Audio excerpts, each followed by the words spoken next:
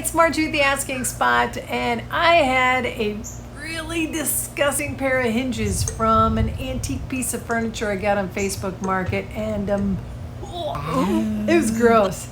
And it had at least 2 coats of paint. I think it's 3. I think it was red, cream, and white. But regardless, I needed to get it off, and everything I saw was, boil some baking soda in some water. Just don't use a pot you're going to use again. And I thought, wait a minute.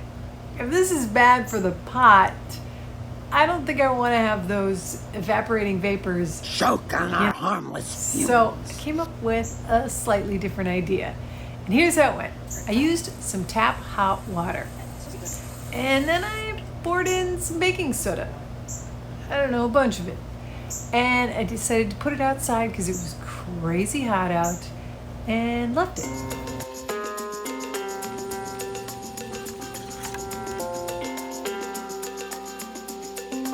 It's been 7 hours on a super hot sunny day. Let's go see how that paint's doing. All right, I went ahead and put it in this one too because I thought, what the heck? I don't know how well it will work. But let's see how this one's going.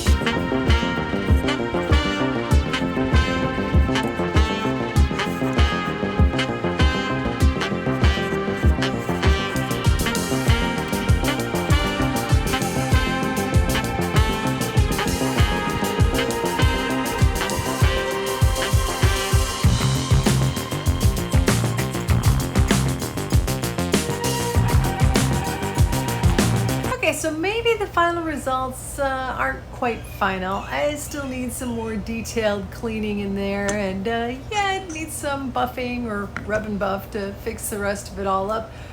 But I would say overall, this is a successful technique, and I will be trying it again.